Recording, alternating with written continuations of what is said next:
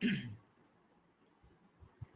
we are going to discuss about black body radiation and their laws.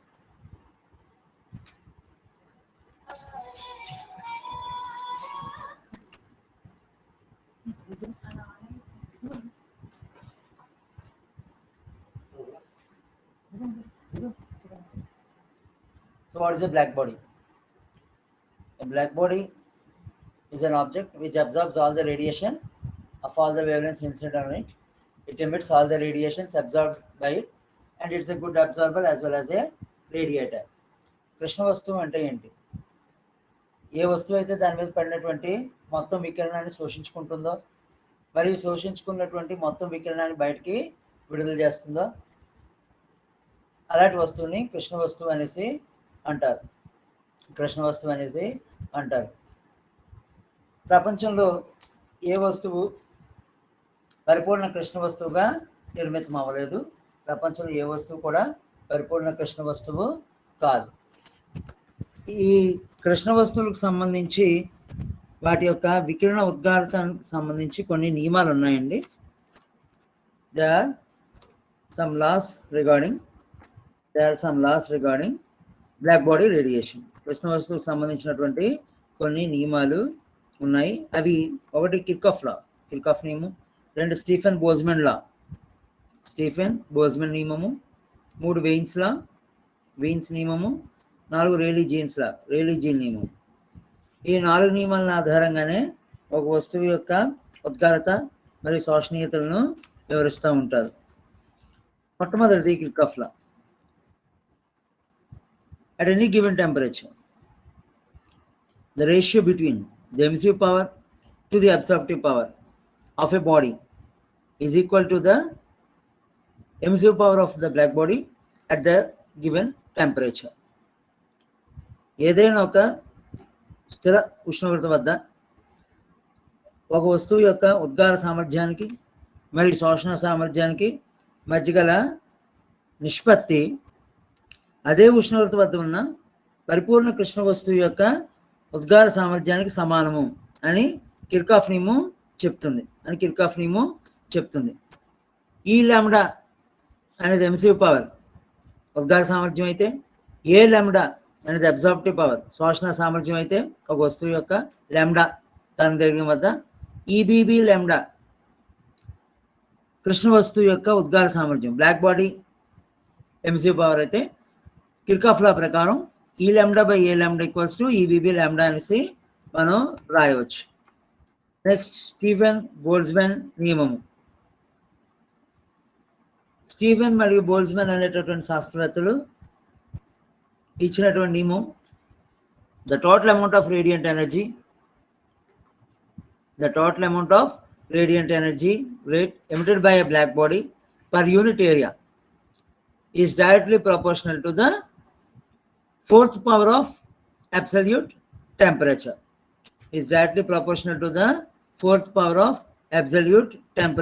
అని చెప్పేసి మనకి Stephen Boltzmann లా ఇస్తుంది అనమాట. ఒక వస్తువు యొక్క మొత్తం వికిరణ శక్తి, ఒక కృష్ణ వస్తువు విడుదల చేసేటటువంటి మొత్తం వికిరణ శక్తి రేటు ఆ కృష్ణ వస్తువు యొక్క పరమ ఉష్ణోగ్రతకు 4వ ఘాతానికి అనులోమానుపాతంలో ఉంటుంది అని చెప్పి స్టీఫెన్ బోల్జ్మన్ నియమిస్తుంది. దాని formula is equal sigma T power 4. ఇక్కడ సిగ్మా అనేది స్టీఫెన్ కాన్స్టెంట్.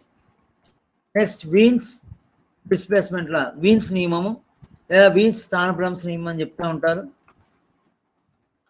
ఇది ఏమని చెప్తుంది అంటే maximum energy emitted by a black body is proportional to the 5th power of its absolute temperature. The maximum energy emitted by a black body is proportional to the 5th power of its absolute temperature. So Wien's నియమం ఏమని చెప్తుంది అంటే ఒక కృష్ణ వస్తువు విడుదల చేసేటటువంటి గరిష్ట శక్తి ఆ కృష్ణ వస్తువు ఏ ఉష్ణోగ్రత వద్ద అయితే ఆ యొక్క శక్తిని విడుదల చేస్తుందో ఆ ఉష్ణోగ్రత యొక్క 5వ ఘాతానికి అనులోమానుపాతంలో ఉంటుందని చెప్పి మనకి వీన్స్ నియమం ఇస్తుందండి. ఈ వీన్స్ నియమే మరో విధంగా కూడా ఉంది.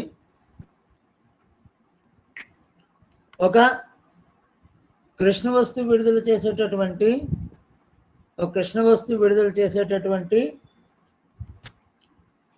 గరిష్ట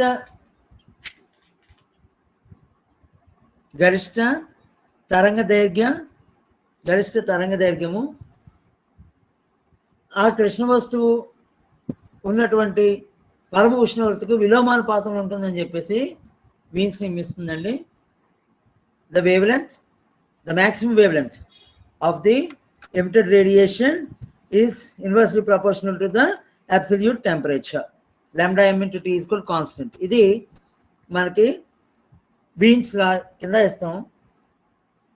లాంబ్డా మరియు లాంబ్డా ప్లస్ డి లాంబ్డా శక్తి అంతరాల మధ్య విడుదలైనటువంటి శక్తి ఈ lambda equals to C1 lambda power -5 into e power -C2 by lambda KT.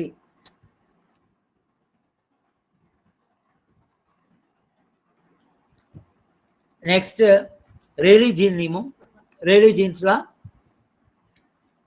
So Rayleigh-Jeans లా ఏమని చెప్తుంది అంటే, the energy density in the thermal spectrum is directly proportional to the absolute temperature and inversely proportional to the fourth power of wavelength. Rayleigh-Jeans నియమం ఏమని చెప్తుంది అంటే, ఒక ఉద్గార వర్ణపటం, ఒక కృష్ణ వస్తువు యొక్క ఉద్గార వర్ణపటంలో ఉన్నటువంటి శక్తి సాంద్రత ఆ కృష్ణ వస్తువు ఉద్గారం చేసే తరంగ దైర్ఘ్యం 4వ ఘాతానికి విలోమానుపాతంలోను మరియు ఆ కృష్ణ వస్తువు ఉన్నటువంటి పరమ ఉష్ణోగ్రతకు అనులోమానుపాతంలోనూ ఉంటుంది అని చెప్పేసి Rayleigh-Jeans నియమిస్తుందండి. దాని ఫార్ములా ఈ lambda equals to 8 pi KT by lambda power 4. So Rayleigh-Jeans formula, the energy density will be infinity for shorter wavelengths and the energy density will be moderate for longer wavelengths. ఈ Rayleigh-Jeans నియమం ప్రకారం తక్కువ తరంగ దైర్ఘ్యాల వద్ద శక్తి సాంద్రత అనంతంగా ఉంటుందని, దాన్ని మనం కొలవలేమని, అధిక తరంగ దైర్ఘ్యాలు అంటే ఇన్ఫ్రారెడ్ రీజియన్, ఈ పరారుణ ప్రాంతాల్లో శక్తి సాంద్రత మనం ఖచ్చితంగా కొలవచ్చు అని చెప్పి Rayleigh-Jeans తెలుస్తుంది అన్నమాట. ఈ వీన్స్ నియమం shorter wavelengths, Wien's law is effective for shorter wavelengths, that means in ultraviolet region, whereas Rayleigh-Jeans law is effective for longer wavelengths, that means infrared region. Wien's నియమం ఈ యొక్క అతిలోహిత కిరణాలు ఉన్నటువంటి హ్రస్వ తరంగ దైర్ఘ్యాల వద్ద పనిచేస్తుందండి. Rayleigh-Jeans నియమం పరారుణ ప్రాంతంలో ఉన్నటువంటి అధిక తరంగ దైర్ఘ్యాల వద్ద పనిచేస్తూ ఉంటామన్నమాట. ఇంతవరకు కృష్ణ వస్తువుకు సంబంధించి పూర్తి స్థాయి వికిరణాన్ని వివరించేటటువంటి ఏ ఒక్క నియమం ప్రతిపాదింపబడలేదు. ఓకే, నెక్స్ట్ ప్లాంక్ వికిరణ నియమం, అన్నిటికన్నా అతి ముఖ్యమైనటువంటి నియమం అండి. ప్లాంక్ వికిరణ నియమం quantum theory of radiation base చేసుకొని తయారు చేయబడింది. Planck's radiation law is based on the quantum theory of radiation. Quantum వికిరణ సిద్ధాంతం మీద ఈ యొక్క ప్లాంక్ నియమం ఆధారపడి ఉందన్నమాట. మ్యాక్స్ ప్లాంక్ ఇచ్చినటువంటి ఈ యొక్క వికిరణ నియమం యొక్క భావన, the postulates of planks radiation law. Number 1, black body consists of number of simple harmonic oscillators with all possible frequencies. కృష్ణ వస్తువులోని ఒకటి కన్నా ఎక్కువ మొత్తంలో సలహాత్మక డోలకాలు ఉంటాయి. అన్ని వికిరణ పౌనఃపున్యాల వద్ద సలహాత్మక డోలకాలు ఉంటాయని చెప్పేసి ఫస్ట్ నియమం చెప్తుంది. The energy emission or absorption is not continuous. కృష్ణ వస్తువు విడుదల చేసేటటువంటి శక్తి లేదా కృష్ణ వస్తువు గ్రహించేటటువంటి శక్తి పూర్తిగా ఏ విధమైనటువంటి అడ్డంకులు లేకుండా జరగదు. Number 3, the energy of the oscillator is quantized. కృష్ణ వస్తువులో ఉన్నటువంటి ఆ యొక్క డోలకం యొక్క శక్తి క్వాంటీకృతం చెందింది అని. Number 4, if nu is the frequency of the oscillator then the possible values of energy will be equal to NH nu. Nu అనేటటువంటిది ఆ యొక్క డోలకం యొక్క పౌనఃపున్యం అయితే ఆ డోలకానికి సంబంధించి శక్తి విలువలు ఈక్వల్ టు NH న్యూతో మనం ఇవ్వచ్చు. ఇక్కడ n is the positive integer, ధన పూర్ణ సంఖ్య అంటే +1 నుంచి అనంతం వరకు. h అనేది ప్లాంక్ స్థిరాంకం. సో ఈ యొక్క ప్లాంక్ సిద్ధాంతం నుంచి మనం కొన్ని ముఖ్యమైనటువంటి భావనలు తీయొచ్చండి. Number of oscillators per unit volume is the frequency range nu and nu plus d nu is given by. ఒక ప్రమాణ ఘనపరిమాణంలో ఉన్నటువంటి న్యూ ప్లస్ d న్యూ పౌనఃపున్య అవధిలో ఉన్నటువంటి ఈ యొక్క డోలకాల సంఖ్యను మనం F = 8πv² c³ dV తోటి ఇవ్వచ్చు. 8πv² c³ dV తోటి మనం చూపించవచ్చు. సో ఇప్పుడు ఈ యొక్క మొత్తం ఒక డోలకం యొక్క సగటు శక్తిని మనం కనుగొన్నాం. we will find the average energy of the oscillator. say n oscillators, 6 oscillators ఉన్నాయి అని మనం అనుకుందాం. ఆ యొక్క బ్లాక్ బాడీలోని 6 oscillators ఉన్నాయి అనుకుందాం. సో 6 oscillators ఉన్నప్పుడు ఒక్కొక్క ఆసిలేటర్ తాలూకా శక్తి మ్యాక్స్వెల్స్ సమీకరణం ప్రకారం లేదా ఒక స్థిరమైనటువంటి పౌనఃపున్యం కలిగినటువంటి డోలకాలు మ్యాక్స్వెల్ బోల్ట్జ్మన్ నియమం ప్రకారం NR = N0e RE/kT. ఇక్కడ R అనేది ఆ యొక్క ఆసిలేటర్స్ సంఖ్య, డోలకాల సంఖ్య, E అనేది డోలకాల యొక్క శక్తి, K బోల్ట్జ్మన్ స్థిరాంకం, T పరమ ఉష్ణోగ్రత. సో ఈ విధానంలో మనం 6 ఆసిలేటర్లు ఉన్నాయి అనుకుందాం. 6 డోలకాలు ఉన్నాయని మనం తీసుకున్నట్లయితే తలుపు తీసి వెళ్ళిపోతాయి. తలుపు ఇక్కడ వేయాలి. 6 ఆసిలేటర్లు ఉన్నాయి అని మనం అనుకున్నట్లయితే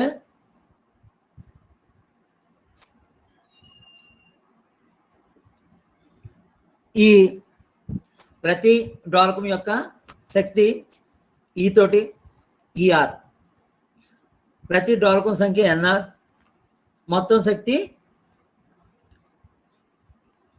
శక్తిని మనం ఈ యొక్క సమీకరణంతో లెక్కిస్తాం.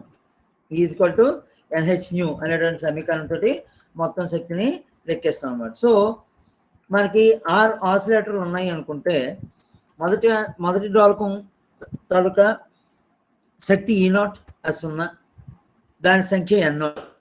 సో N0 × E0 వాల్యూ 0 అవుతుంది. సో రెండవ డోలకం E1 అనుకుంటే దాని శక్తి H new, E1 = H new, దాని సంఖ్య N1, దాని యొక్క మొత్తం శక్తి N1 × H న్యూ. సో ఈ విధంగా మొత్తం అన్ని ఆసిలేటర్లు, అన్ని డోలకాలు తీసుకుంటే అన్ని డోలకాల మొత్తం సంఖ్య N, అన్ని డోలకాల యొక్క మొత్తం ఎనర్జీ, మొత్తం శక్తి E అనుకున్నట్లయితే, సో ఇప్పుడు ప్రతి డోలకాలతో అన్ని డోలకాల యొక్క సంఖ్యని N = N0 + N1 + N2 + so on up to NR అలా మనం ఇవ్వచ్చు. అలాగే మొత్తం శక్తి E total = N0 E0 + N1 E1 + so on up to NR ER అని ఇవ్వచ్చు మనం. సో ఈ యొక్క సమీకరణాల నుంచి శక్తి ఒక డోలకం మీద ఉండేటటువంటి సగటు శక్తి, the average energy of an oscillator can be calculated by ε = E total / N. ε = E total / N. So ఈ విలువలు కానీ మనం సమీకరణం 2ని సమీకరణం 3లో ప్రతిక్షేపిస్తే N ప్లేస్లో NR అని తీసుకుంటే NR N = N0 + N0 × E⁻ E/kT ఇక్కడ ఆర్ విలువ 1, ఆర్ విలువ 2 అయినప్పుడు n0 into e power minus 2e by k T అలా సో ఆన్. ఈ సమీకరణం నుంచి n0 e power minus e by కేటీని మనం n0 బయటకు తీస్తే n equals to n0 into 1 plus e power minus e by k T. So అలాగ వస్తుందండి. X equals e power minus e by k T అనేటటువంటి ఒక చిన్న స్థిరాంకాన్ని తీసుకొని సో దాని ఆ విలువను అందులో ప్రతిక్షేపిస్తే n equals n0 into 1 plus X plus X square plus X cube అని వస్తుంది. ఇది గుణాత్మక శ్రేణిలో ఉంటుంది. సో దీని విలువ n equals to n0 by 1 minus X అనమాట. ఎందుకంటే 1 plus X plus X square దాని త్వరగా గుణాత్మక శ్రేణి 1 by 1 minus x. So X విలువని ఇందులో ప్రతిక్షేపిస్తే సబ్స్టిట్యూట్ చేస్తే n equals n0 by 1 minus ఈ పవర్ మైనస్ ఈ బై కేటీ. అలాగే ఎనర్జీని కానీ మనం మొత్తం శక్తి ఈ total is equal to 0 plus H nu into n0 into ఈ పవర్ మైనస్ ఈ by KT plus so on తీసుకుంటే H nu n0 X common తీసేస్తే 1 plus 2x plus 3x square. So ఇది హరాత్మక శ్రేణిలో ఉంటుందండి. సో దీని తాలూకా విలువ 1 బై 1 మైనస్ ఎక్స్ స్క్వేర్ అనమాట. కాబట్టి ఈ total is equal to h nu n0 x by 1 minus x square అని మనకి వస్తుంది. సో ఈ రెండింటి నుంచి మనం సగటు శక్తి యావరేజ్ ఎనర్జీ తీసుకుంటే ఎప్సిలాన్ ఈక్వల్స్ టు ఈ టోటల్ బై ఎన్, దాని విలువ h nu x by 1 minus x. So ఈ విధంగా మనం అలాగే ఎక్స్ వాల్యూని ప్రతిక్షేపిస్తే epsilon equals h nu by e power h nu by k T minus 1 అనేసి మనకి వస్తుంది. ఈ సమీకరణం నుంచి మొత్తం total energy density in the range nu and nu plus d nu is given by మొత్తం శక్తి సాంద్రత తీసుకున్నటువంటి కృష్ణ వస్తువు యొక్క మొత్తం శక్తి సాంద్రతను మనం nu and nu plus d nu కొనుక్కునే అవధిలో తీసుకుంటే ఈ న్యూ ఈవి d nu equals to 8 pi h nu square by c cube into d nu by e power h nu by k T minus 1. దీన్నే మనం ప్లాంక్ వికిరణ సిద్ధాంతం అనేసి చెప్తా ఉంటాం. తరంగ దైర్ఘ్యం రూపంలో రాస్తే ఈ equal to n lambda formula v equal to n lambda formula నుంచి c equal to nu lambda అని తీసుకొని న్యూ ప్లేస్లో లాంబ్డా సబ్స్టిట్యూట్ చేస్తే ఈ lambda d lambda equals to 8 pi h c by lambda power 5 into d lambda by e power h c by lambda k T minus 1 అనేసి మనకు వస్తుంది అన్నమాట. సో దీన్ని ఈ రెండు సమీకరణాలని ప్లాంక్ రేడియేషన్ లాస్ ప్లాంక్ వికిరణ సిద్ధాంతాలు అని చెప్తారండి. ఈ యొక్క ప్లాంక్ రేడియేషన్ లాస్ నుంచి మనం వివిధ తరంగ దైర్ఘ్యాలు తీసుకుంటే వీన్ నియమాలు తీసుకుంటే ఇది హ్రస్వ తరంగ దైర్ఘ్యాలు షార్టర్ వేవ్లెన్స్ కి పనిచేస్తుంది కాబట్టి లాంబ్డా యొక్క గరిష్ట విలువలన్నింటినీ మనం వదిలివేయచ్చు. అంటే లాంబ్డా స్క్వేర్ లాంబ్డా పవర్ 3 అలాంటి విలువలన్నింటినీ మనం వదిలేయచ్చు. సో ఈ సందర్భంలో ఈ lambda d lambda is equal to 8 by hc by lambda power 5 and d lambda by e power hc by lambda kt సమీకరణం నుంచి మనకి e lambda d lambda equals to 8 by hc by lambda power 5 into e power minus hc by lambda kt into d lambda అనే సమీకరణం మనకు వస్తుందండి. ఇందులో 8 by hc అనే స్థిరాంకాన్ని a తోటి hc by k ని b తోటి చూపించినట్లయితే e lambda d lambda equals a by lambda power 5 into e power minus b by lambda T d lambda. దీన్ని మనం వీన్స్ నియమము అని చెప్తా ఉంటాం. సో వీన్స్ స్థానభ్రంశ నియమం వీన్స్ డిస్ప్లేస్మెంట్ లా టీ పెరుగుతున్న కొద్దీ లాంబ్డా ఎం తగ్గిపోతూ ఉంటుందని చెప్పేసి వీన్స్ స్థానభ్రంశ నియమం చెప్తుందండి. As T increases lambda m shifts to lower values. So lambda m into T equal to constant అనేసి వీన్స్ స్థానభ్రంశ నియమం మనకి చెప్తుంది. సో ఆ విలువ d lambda by d lambda equals to 0 అని మనకి తెలుస్తుంది అనమాట. సో దాని నుంచి వీన్స్ స్థానభ్రంశ నియమం నుంచి 8 pi h c into lambda power minus 5. So ఈ సమీకరణం ప్రతిక్షేపిస్తే x e power x by e power x minus 1 equals 5 అని వస్తుంది. దాని నుంచి x equals to h c by lambda k T అని మనం సాధించవచ్చు. ఓకే, సో రేలీ జీన్ నియమం. ఈ రేలీ జీన్ నియమం గరిష్ట తరంగ దైర్ఘ్యాలకు మాత్రం పనిచేస్తుంది కాబట్టి ఈ ఎక్స్పాన్షన్లో లాంబ్డా తాలూకా అవి కింద ఉన్నాయి కాబట్టి 1 బై లాంబ్డాల కింద ఉంది కాబట్టి గరిష్ట పరిమితి అయినటువంటి లాంబ్డా స్క్వేర్ లాంబ్డా పవర్ 3 అవన్నీ అల్ప విలువలు కలిగి ఉంటాయి కాబట్టి వాటిని మనం వదిలివేయచ్చు, నెగ్లెక్ట్ చేయొచ్చు. ఇలా నెగ్లెక్ట్ చేసినప్పుడు ఈ power h c by lambda KT is equal to 1 plus HC by lambda KT plus half HC by lambda KT whole square. So ఈ విధంగా ఉన్నప్పుడు ఈ గరిష్ట లాంబ్డా స్క్వేర్ లాంబ్డా పవర్ 3 అవన్నీ వదిలేస్తే e power hc by lambda kt equals 1 plus hc by lambda kt అని మనకు వస్తుంది. సో దీన్ని ప్లాంక్ నియమంలో సబ్స్టిట్యూట్ చేస్తే ఈ lambda d lambda equals to 8 by hc by lambda power 5 into d lambda by 1 plus substitute చేస్తే మొత్తం విలువ ఈ lambda d lambda equals to 8 by hc by lambda power 5 into lambda kt by hc d lambda. So దీని నుంచి ఈ lambda d lambda equals to అన్ని కొట్టకపోను 8 pi kt by lambda power 4 d lambda అని మిగులుతుందండి. ఇది రేలీ జీన్ నియమం అనేసి మనం చెప్తా ఉన్నాం. సో ఈ విధంగా ప్లాంక్ వికిరణ సిద్ధాంతం నుంచి, ప్లాంక్స్ రేడియేషన్ లా నుంచి మనం వీన్స్ స్థానభ్రంశ నియమం మరియు రేలీ జీన్స్ నియమాలని ఉత్పాదించుకోవచ్చు. రేలీ నియమాలను మనం ఉత్పాదించుకోవచ్చు.